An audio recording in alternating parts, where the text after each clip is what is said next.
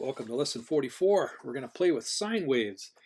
Remember we saw where sine waves came from in the generation of electricity. If you have a hamster running on a wheel or whatever, a windmill or a water wheel, whatever. If you put have something run around like this in a magnetic field, this is the north and the south pole of a magnetic field, you end up generating these nice AC sound waves. So we're going to take a much closer look at that.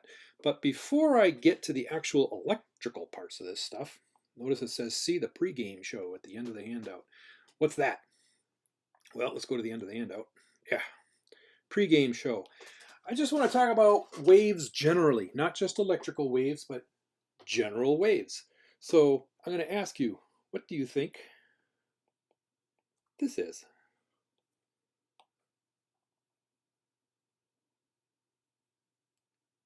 Got any clue? That is a person bobbing up and down in an Olympic-sized swimming pool. And so what happens when he bobs up and down in an Olympic-sized swimming pool? He makes waves. And he makes waves, and let's just, I don't know, I'm just going to make this up. Let's say he makes a wave that goes something like, I don't know. Boy, these dots are freaking me out, man. Trying to follow the dots. So anyway, he sends a wave going that way across the pool, right? You can picture that. Okay, now let's do something else. Over here, this is something completely different because this is a different person. Now that person is jumping up and down. And so what's the, well, not jumping, but, bobbing up and down. And so what is this person going to do to the pool? This person's going to send a wave going that way. And I don't want the waves to look the same. So I'll try to, I don't know, make a weird looking wave. So this person's sending a wave going this way, right? So you got these two people bobbing up and down in the pool, sending a wave. He's sending one to the right, he's sending one to the left. And here's my question for you. What's going to happen in there? What does it look like in there? And the answer may amaze you. It amazed me when I first heard this. I was like, really? It's that simple? And it's like, yep, it's that simple. What will happen is, and let me zoom in a little bit. Pretend that this is what we've got in the middle. It's just, of course, it's changing all the time. The waves are moving, but just take a photograph at one instant of time. And what you might see is you might see that one wave looks something like this at that instant of time. And then maybe the other wave looks something like, I gotta try to make a different wave here. Oh boy, this is gonna be interesting. Try to make another wave. I'm gonna make another wave that looks something like, maybe I'll make it dashed so it kind of stands out a little better. But here's like another wave. Yeah, man, it's another wave. Catch the wave. Catch the wave. Anyway. So there's the two waves, right? One wave's going one way, one wave's going the other way. But what will happen is these waves will sort of add together. And the part that always freaks me out is literally they add together. They add together. So you take basically the y coordinates of your two graphs and you keep adding them up. So like here, y equals 0, y equals -2, or let's just say, right? So if you take maybe I should do it this way. If you take a y equals 0 and a y equals -2, well, that adds up to y equals -2. And so the total wave is right here. Come over to say, how about, let's move over to this point. So the one wave has, the dashed wave has a y value of 0. This one has a y value of not quite 2. Well, if you add 0 and not quite 2, you get not quite 2. So these points, the reason I'm adding them first is because they're easier to add. And then you could say the same thing here, I suppose, since this wave is at 0, then when you add this wave to it, it's going to be here. And the zeros are the easy part. So here's another point where one of the waves is 0. So the total is going to be right on top of that wave. And then do we have another spot where we can do this? Yeah, we got one more spot where we can do this. Right here, the dark wave is, or the solid wave is 0. So when you add the dashed wave, you end up on the dashed wave. Okay, so we got a few points here. But now look at a point like, say, let's look here for a second. if you look here, what am I adding up? I've got something like maybe a 1.9. Come on, you. I need a sharper pencil. Okay, something like a 1.9. And then on the bottom, you've got something like, I don't know, maybe a negative 1.5, right? Well, if you add up those two things, a 1.9 and a negative 1.5, you get just about 0.4. So you come to about 0.4, and that's where it adds up to. Let's grab a different spot. I don't know, here. I said here. Okay, what are we looking at this time? Let's get that out of the way. We're looking at, oh, let's see, this y value looks like it's 2.95. Let's just call it 3, positive 3. And then this y value is just about negative 2. So you want to add a 3 and a negative 2, guess what? You get 1. So at this location, the y coordinate is 1. The waves are literally adding up like this. Let's see, what happens over here? Let's pick a spot over here someplace. We're adding, this looks like maybe a 1.6 or something positive, and then this looks like a negative, like a 2.8 or something. So you add those things up, you're going to get a negative 1.2 or something. So I'm trying to go to negative 1.2, like there. It tells me I may have messed this up a little bit. But anyway, the idea is you eventually can add the waves together to get, well, let's see, here and here, that looks like they're adding to about 0. And I didn't draw my waves very well, but anyway, you get the idea. It's a little bit hard to do when you're just, drawing with a pencil. But the two waves add point by point. That is the key. That is the key idea. And by the way, this is what we mean by the principle of superposition. It means one wave literally adds right on top of the other wave. That's what we mean by superposition. It is one on top of the other. That's a no. Superposition, one on top of the other.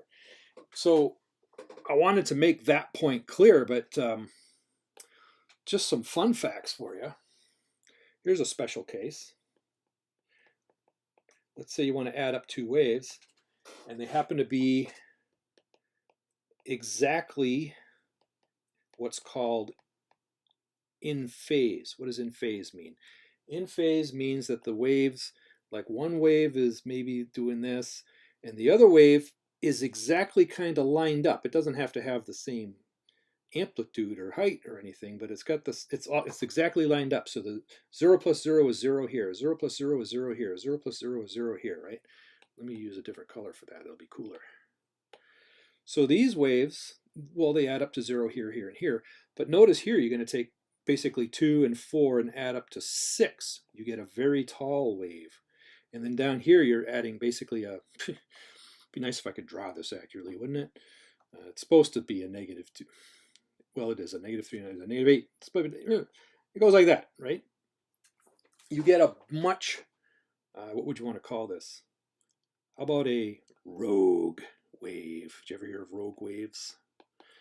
If you don't like rogue, think gigantic. Think scary. It's a gigantic, scary wave. The official name is a rogue wave. Can you say Bermuda Triangle? Bermuda Triangle was all the rage a long time ago. Everybody was like, ooh, Bermuda Triangle, ooh, Bermuda Triangle. I don't know that you hear about that much anymore, but if you don't know it, it's a triangle. I think it's Miami to Bermuda down to, I don't know where else. They make a triangle, and it's like a whole bunch of boats get lost at sea. And they used to say, oh, it's aliens. Oh, it's a government secret base. Oh, why are they losing all these boats in the Bermuda Triangle? And the most recent theory that I saw was because out in the middle of the ocean, you have lots of random waves going in every which direction. You know, the wind blows, you get a wave, a boat goes by, you get a wave, a whale comes through the surface, you get a wave.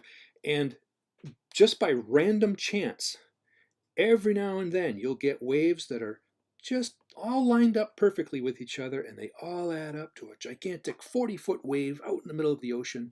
This has been reported. You're just out in the middle of the ocean, all of a sudden there's this big 40-foot wave, tips your boat over, and all kinds of stuff. So anyway, rogue waves, you gotta watch out for those. Okay. There's another special case that's fascinating. And it would be two waves let's see, back up a second. What did we call this? We said these were in phase. In phase is a nice way of saying lined up. Two waves exactly out of phase, or sometimes the way people say exactly out of phase is to say 180 degrees out of phase. What does that mean? It means the opposite of being lined up. So you might have two waves, one's going like this, and then maybe I'll use a different color to be a little more clear. Then the other one's going like maybe like this. Try adding those waves up and tell me what you get. Well, if this happens to be the same distance as this, that adds up to 0. Here they add up to 0. Here, this and this adds up to 0. This and this adds up to 0. Notice the waves just kind of cancel each other. Cancel each other. So if the waves are exactly out of phase, they cancel each other. Can you say muffler? That's the whole idea of a muffler, or at least that's what it tries to do.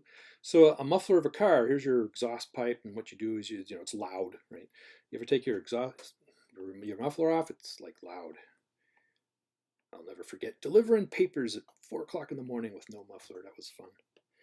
Anywho, what you do, the idea of the muffler is here comes your sound wave, and they try to make it, well, maybe I don't want to line up the holes just like quite like I did. One of the old-fashioned, I don't know what they do these days, how they design their mufflers these days, but in the old days it used to be the pipes were not in line, right? So you had something like this. Anyway, the whole idea is that you try to set it up so that whatever the wavelength of the sound wave is coming out of your motor, is you try to set it up so that it'll reflect off the other side of the motor and be out of phase like this, so that the reflected wave cancels the wave that's coming in. And if you put a muffler on your car, you'll say, wow, that is a lot quieter. It's not super duper duper duper duper duper quiet, but it is a lot quieter, right? So two waves that are exactly out of phase can cancel each other. That's the point I'm trying to make here. Out of phase, they're kind of lined up, but they're lined up the wrong way so that they cancel each other. This actually, there's a nice word for this too. Sometimes we say that this is destructive interference, because the two waves are, well, they're interfering with each other, and it's in a destructive way. They're canceling each other, whereas this would be called constructive interference, because the two waves are interfering with each other, but they're interfering with each other, and you're getting like an amplification effect. You end up two little waves add up to a enormous wave. Okay, so anyway, I just wanted to really get this point across, that this principle of superposition, when you've got waves, you can simply add them up point for point. It works. I always thought that was weird, but it works. And if you really want to find out for sure, go play in a swimming pool someday and start bouncing some waves around. You can say, ooh, look, it's working. Okay, shall we get to our actual lecture now? That was the pregame show. Now, we got to get electrical. So let me see here. I need to make a major important point on this particular page. You need to be, and hopefully you've started to see this already in your actual AC/DC class or whatever, but this idea that resistors, inductors, sometimes called coils, and capacitors behave very, very differently when you put an AC current through it.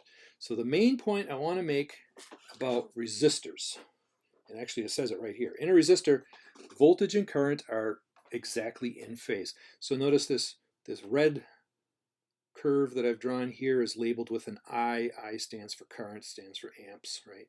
So there's the current, and then the voltage across the resistor is exactly lined up. Now I drew the wave with a different height just to make the point that volts and amps are not the same thing at all. For all I know, I should draw it like this. I mean, I don't know. But the idea is that they are lined up. The current and the voltage are always following each other, you might say, in a resistor. In a resistor, if you know what the current wave looks like, you know that the voltage wave is a wave that's completely lined up, completely in sync, completely in phase. Okay, so let's get that out of the way. It's making a mess. Okay. Whereas for coils, inductor is basically this is the symbol because it's literally a coil, something else happens. And in capacitors, and I think you all know what a capacitor is, something else happens. Now, I'm going to try to, I think I'll do capacitors first because for me capacitors are easier to understand. So the thing about a capacitor is, let me draw this differently. Let me draw a nice capacitor that's over here. And we got a switch here that's not turned on. And then I got a battery over here. And let's say it's, I don't know, 20 volt battery. 20 volts battery. And then I have my capacitor over here. Now at the moment, there's nothing happening. Nothing at all. But let's say you suddenly close the switch. What happens? Let's see, I guess I've been using red for current, so I might as well keep doing that. The instant you close the switch, you get a rush of current going through this thing. It's just goes right through. I like to think of a capacitor as like a balloon that you're going to blow up. So before you close the switch, it was just an empty balloon sitting there all not doing much, right? Just a balloon. And so as soon as you hitch it up to your mouth and you go, what happens? Well, first thing that's going to happen is you're going to start blowing an awful lot of air into that balloon. So that's what I mean. As soon as you put the voltage on, you get a flow goes through that capacitor. But what happens to the balloon? Well, as you keep blowing, and let's assume it's a strong balloon, it's not just going to pop on you. But as you keep blowing up the balloon, it gets full, and it gets a pressure in there. And the pressure is pushing back on your mouth, and it's getting harder and harder to blow it up. And eventually, you're going to stop blowing because you don't have enough pressure to keep blowing up the balloon. That's how capacitors work. It's the same exact idea as blowing up a balloon. So, I want to get that out of the way because it bothers me. Okay, so here's the moment. Yeah, you might think of this moment of time as right when I close the switch, right? As soon as I close the switch, I mean, this thing was sitting here with 0 volts, but as soon as I close the switch, lots of amps. And so this moment when you close the switch, you have the 0 volts, you have the max flow or current. And what happens is, as you continue to, say, blow on the thing, you get to here, you reach your max pressure, which is voltage. You reach your max pressure when the current stops. Huh? See how that works?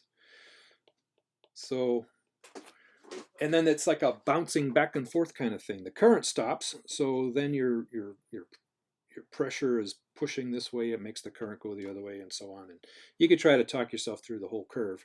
But this is the part that I like. I have no voltage, but I have a lot of current.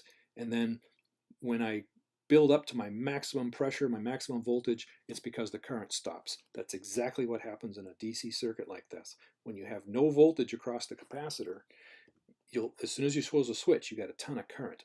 And then what'll happen is eventually the current will stop. And when the current stops, all of a sudden you've got a full 20 volts against this capacitor. In a DC circuit, the capacitor will build up to 20 volts and the flow will completely stop because you got 20 volts pushing one way, 20 volts pushing the other way. It's completely balanced. Okay. Now I want to talk about this ICE thing. See that word ICE? Whoops, I guess I didn't want to erase that. This word ICE. Here's what you can do to remember these waves. This is a beautiful, beautiful trick. ICE. C is capacitor. I is for current. E is for voltage, right? So notice I've kind of spelled the word ICE here. In a capacitor, the current comes first before the voltage, meaning it peaks first. You reach the peak current before you reach the peak voltage. That's the main thing to know to keep it all straight. Say, oh, ICE, current peaks, then, because that's I, current peaks, and later on, the voltage will peak, which is E. And it's always 90 degrees, 90 degrees later. It's always 90 degrees, 90 degrees later. So you know, these angle, this is actually measuring the angle of the wheel spinning around, you know, the hamster wheel spinning around in the magnetic field. So you might remember if you follow this red wave, there's 360 degrees. Oops. Here's 360 degrees.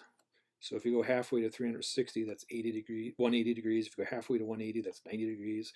And this distance from here to here is 90 to 180 is 90 degrees. So that's what I mean by lags the current by 90 degrees. So the voltage lags the current because E is coming after I.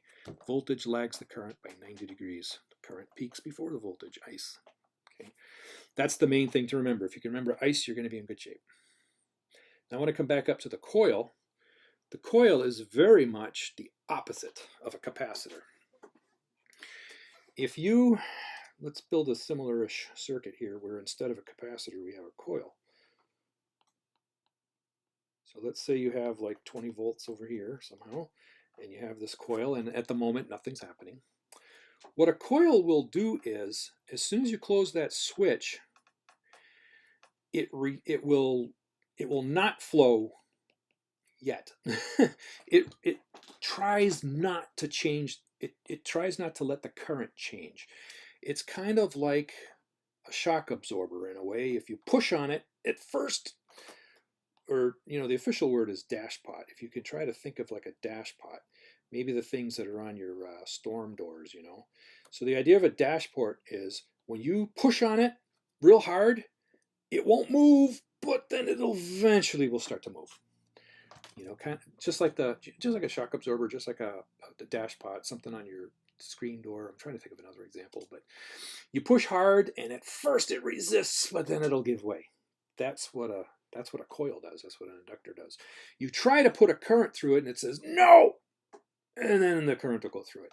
So at first you've got no flow. You've got zero current. You've got zero current because it's pushing back.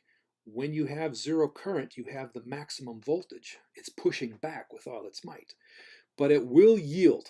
It gradually yields. And by the time it gets to fully yielded, where you're able to keep going, you're able to push it through the voltage, the resistance, the back EMF is the official word, but the back talk. Yeah, it goes down to zero. So it's very much the opposite. And this is kind of cool. It's the opposite in the sense that instead of having I before E, it's E before I. And so you get ELI. ELI. So voltage peaks, and it's always 90 degrees ahead of the current. So if you look at this wave diagram here, you notice the two waves have to be drawn slightly out of sync. Again, you can go like this and say, well, a full wave, that's 360 degrees. So half a wave, that's 180 degrees. And so half of a half, that's 90 degrees, right? And notice that the voltage is reaching its high point before the current reaches its high point, and that distance there is 90 degrees. So you draw the two waves exactly 1/4 cycle out of sync, and you've got your coil figured out. So ELI the Iceman, very famous, ELI the Iceman. I could pull my car over randomly on the side of the road. Someone finds out I'm a math teacher and I teach electricians, and they go, "Ooh, ELI the Iceman," and we go, "Yay!" and we have a good time. ELI the Iceman, it'll get you far in life. Whereas in a resistor, they're in phase. Okay, fine. So if you have a resistor, the current and the voltage are both kind of lined up. But not so for a coil, not so for a capacitor. So ELI the Iceman. Okay, now we come to the main event. What happens here? Because I got a resistor and a coil and a capacitor all lined up. And by the way, this is ohms. So we have a resistor of 4 ohms. This coil has 3 ohms. We can't say that it's a resistance. We don't call it a resistance. If it's a resistance, it means that you get hot. The resistor gets hot. The coil isn't supposed to get hot. The capacitor isn't supposed to get hot. So we don't call them resistances. We call them reactances, actually. But they're in ohms. So that's X sub L. L, for some reason, stands for coil. I guess I should have said that when I said ELI, right? L is for coil. So X sub L means the reactance of a coil, so it's 3 ohms. And X sub C means the reactance of a capacitor, which in this case is 1 ohm. Okay. So we got these 3 circuit elements all sitting here. It's all ohms.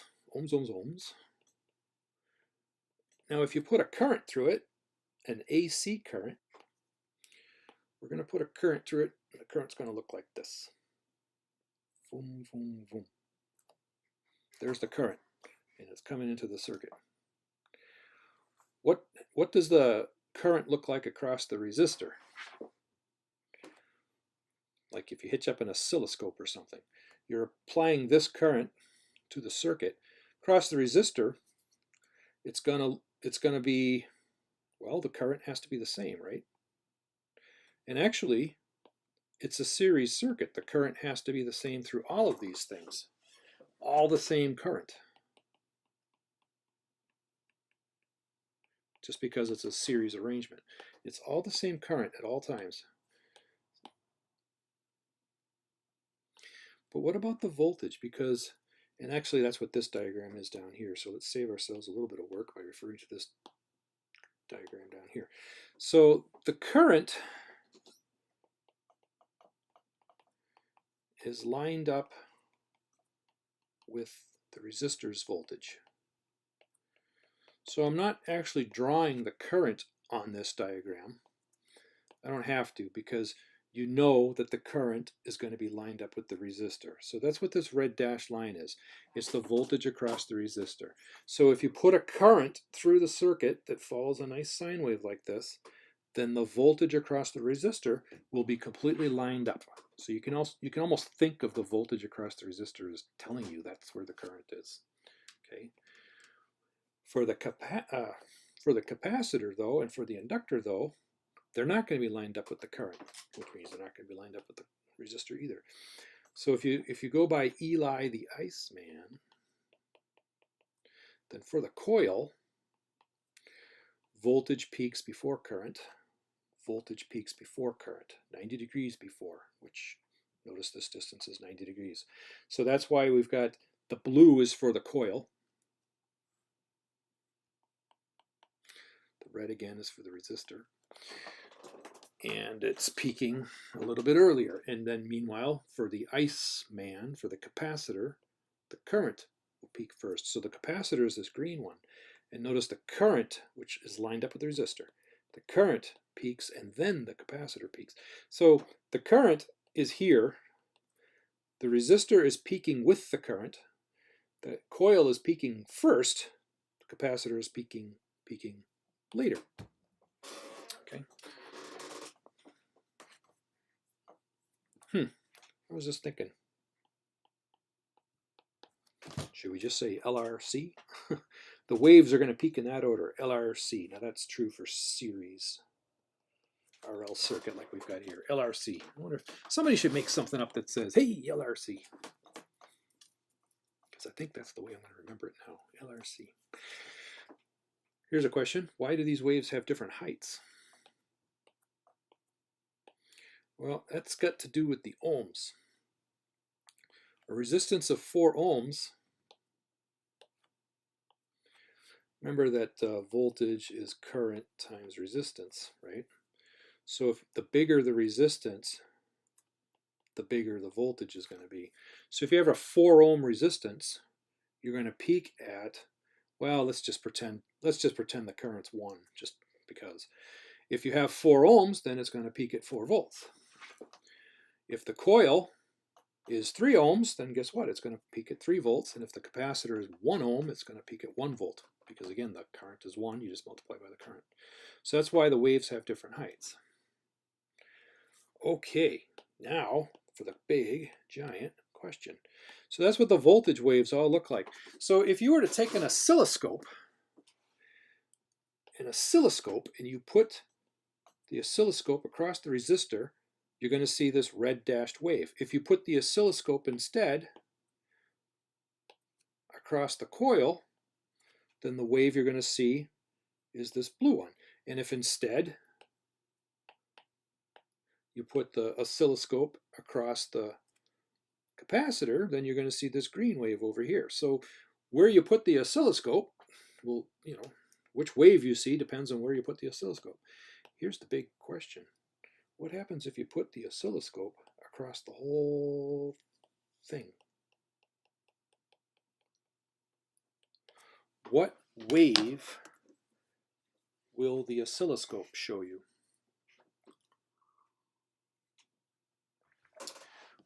Well, it has to somehow take into account all three waves.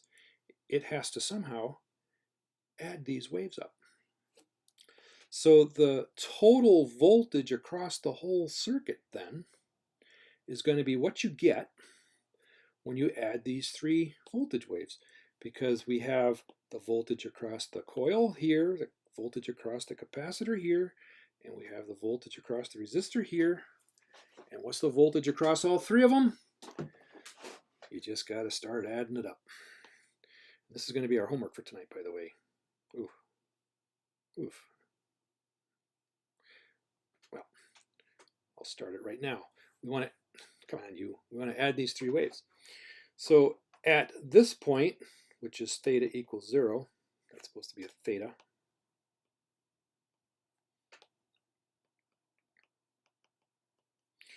We've got to add up, well, that's a 0. The red wave is at 0. The blue wave is at 3. And the green wave is at -1. If you add 3, 0, and -1, you get 2, which means the total is here. When you add these three waves at 0 degrees, you end up at this point. Let's come over to, you know what, 90 degrees looks cool. Let's add this up over here at 90 degrees. Theta equals 90 degrees. Well, if you're at 90 degrees, get these out of here. What you've got is the blue wave and the green wave are both 0, but the red wave is 4. And if you add 4, 0, and 0, guess what? You get 4. So they add up to 4 when you're at 90 degrees. So when you're here, they're going to add up to there. Now what about in between? Let's look at 45 degrees. What am I adding up now? Well, you got to kind of squint a little bit to see. But it looks like this is what, like a 2 point, I'll call it a 2.9 or something for the red wave. The blue wave is 2.1 maybe. And then the green wave is like, I don't know, -0.7 or something. I'm just trying to read this roughly. So if you add this all up, 2.93, 4.95, this ends up being a 4.3 actually, which means it's a little bit higher over here. Okay, and if you want to get the total wave, if you want to see what the wave looks like across the whole circuit, you have to keep doing this point by point, here, here, here, here, here. Really, you should probably do it here and here and here and here and here and here and here, and do it accurately. This is a nice accurate graph, and you'll be able to answer the question, what is the total voltage across the circuit? What does the wave look like? And by the way, you know, the height of the wave is kind of giving you an idea of how many volts it's going to be. Okay. Now here's the thing. I'm going to go back and open up the homework. I want to help you get a start on this homework. So I got to go something like this. Boom. Yeah, there we go. Here's the homework. Let's get some bluish going, I think. Yeah. So that's the same thing. We got the 4 ohm resistor, the 3 ohm coil, and the 1 ohm capacitor. And we're going to add them up. We've got an AC wave going through it, and actually I've drawn the waves. These are the same waves as before. So, you know, this is just kind of reminding us what we were just doing. So like at theta equals 0, we said, oh, the resistor, that's the red wave, the resistor added up to 0. The coil, the L wave, the blue wave, we added up to a 3. The wave had a height of 3. And for the capacitor, the wave had a height of -1. And so we added up 0, 3, and -1, and we got E total equals 2. And then we said, okay, the answer is going to go through that point. And then I'll erase these so they don't distract me. The answer is going to go through that point. Now at 15 degrees, you got a couple choices. You can squint if you want. But I thought, you know, who wants to squint? So if you look at the second page, you'll see that I was actually able to give you some formulas for these. These are the equations of these waves. So ER equals 4 sine theta. Y equals 4 sine theta. Maybe I'll use red here. The equation of this wave is y equals 4 sine theta. The blue wave, see that's the coil wave, that's the equation of the blue wave, y equals 3 sine theta plus 90. Let me write it this way. Y equals 3 times the sine of theta plus 90. And then the green wave has the equation y equals, it's just 1 times sine of theta minus 90 degrees. Okay, so I just repeated those formulas here. So what you can do is you can just kind of plug into these formulas. So notice if you get out your calculator now, this will be easier than squinting, trust me. If you get out your calculator now, you can say, oh, plug in 0 degrees. What is 4 sine of 0? 4 sine of 0 comes out to 0. What is 3 sine of, now here, notice what you got to do is you got to say 0 plus 90. You have to do that first and then hit the sine button. So 0 plus 90 is 90. So you hit the sine of 90, you multiply it by 3, you get 3. Over here, again, you're putting 0 in where the theta is. Now in the parentheses, you have to first say 0 minus 90. So you're taking the sine of minus 90, multiplying it by 1, and that's getting you a negative 1. So y equals negative 1. And then the total is what you get when you add this, well, when you add these three things together. And so the total is 2. And of course, that's exactly what we did before, right? We had the height of 3. We had the height of 0. We had the height of negative 1. And they added up to 2. Okay, it's all the same. But it's a lot easier to do 15 degrees this way. So 4 sine of 15 degrees. I could squint and look at the curve, or I could just trust this thing. And I'm going to go maybe to 2 decimal places. 1.04. Let's see. The resistor have a height of 1.04 at 15 degrees. Well, this is 90. This is 45. Notice this is 15 degrees. All of the tick marks are 15 degrees at a time. And if you look up to here, yeah, it's a height of about 1. So the equations work. You can trust them. Put 15 in here. I have to go 15 plus 90. 15 plus 90 is 105. I take the sine of the answer, and then it looks like I multiply it by 3. I hit my SD button, and to 2 decimal places, I'm getting 2.90. Over here, I'm going to plug 15 in here. 15 minus 90 is negative 75. I take the sine of negative 75. I multiply it by 1, which doesn't do anything. And then I end up to 2 decimal places, negative 0.97. So now I can take the 1.04. I can add the 2.9. I can subtract the 0.97. And I'm getting over here that at 15 degrees, the total is 2.97. So that means I can come back here and I can say, okay, here's my 15 degrees, 2.97. Wow, we're way up here already. And so I can start to trace out the answer. And so you'll get an answer here, and you get an answer here, and you get an answer here, and you get an answer here, and whatever. So it's a little bit like busy work, but everybody should do this once in your lives. Get your hands on the numbers. Crank these numbers out, fill in the rest of this table, and these columns, all you're doing is plugging into the formulas. This column is what you get by adding across. And the most important part, graph it. Okay, half the points is filling in the table. Half the points is graphing it. Make sure you graph it, because that's what we want to take a look at, is what is the total voltage across this circuit. The total voltage across this circuit is what you get when you add the voltage across this with the voltage across this and the voltage across this. And I want to know what that looks like. And you want to know what that looks like. So I think you're ready. You've got the tools. Yeah, I've been talking at you long enough. This will probably be the longest lecture of the term because of all that physics I had to throw at you. But anyway, hope you sort of enjoyed it. I think it's cool stuff. And yeah. See you in the Dropbox, huh? How do you stop this darn thing?